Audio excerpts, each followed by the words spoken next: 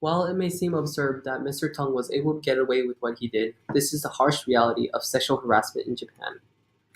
Despite being one of the world's most advanced countries, in terms of treatment towards women, Japan is relatively behind.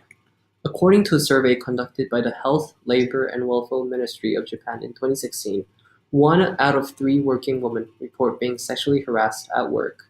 63% of these women suffered in silence, while 10% of the women who complained to their company were either demoted or given unsympathetic hearings.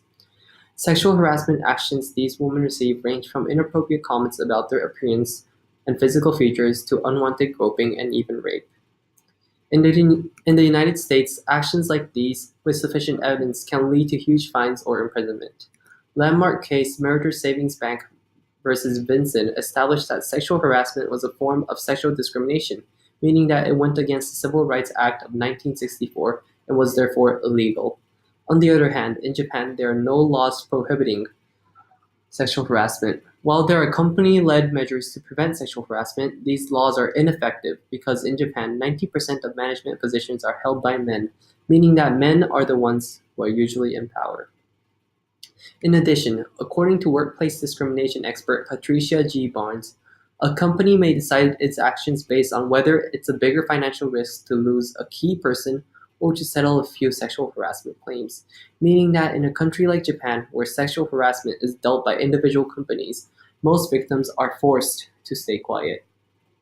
Furthermore, similar to what was shown in the video earlier, people who commit acts of sexual harassment get away with it all the time due to the ambiguity of the term. Common excuses such as "it was just a joke," or "they could have said no," are enough to justify their actions. However, what appears to be the biggest reason why Japan is having trouble improving in terms of treatment towards women is because of their victim-shaming culture. Despite the Me Too movement becoming more and more prevalent in the world, certain countries, such as Japan, were not affected. In fact, speaking out against sexual harassment usually draws criticism rather than sympathy, even from other women.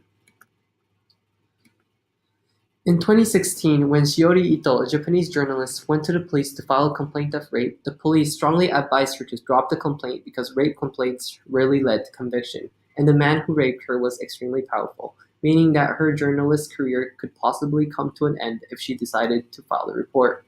After 1.5 years, the charge was dropped due to a lack of evidence. Ito then decided to go public and reveal her real identity to the press in order to bring light to the issue. She was called an embarrassment by other women and was told that she was bringing shame to the country by speaking up. Ito published a book about her experience, which, while breaking the silence of rape in Japan, brought along anonymous hate mails and calls. The backlash Ito received for speaking up is the main reason why victims of sexual harassment in Japan are afraid to speak up. In order for government to take action, it is necessary for the victims to speak out. For the victims to speak out, victims need to feel safe to share their story. Therefore, we have come up with a solution that could potentially significantly decrease sexual harassment in Japan. Our first step is to make sexual harassment illegal in Japan. While a few flirtatious lines are not enough to charge someone with sexual assault, if the harassment is pervasive or severe, it should be deemed as illegal. Our second step is to create a government agency, similar to the United States Equal Employment Opportunity Commission, which will be in charge of assisting victims throughout the conviction. This government agency will aim to protect the victim's identity and prevent actions such as firing and demotion from happening due to the report. While these solutions may seem simple, for a country where sexual harassment is the victim's fault, even a small step like this is a big step.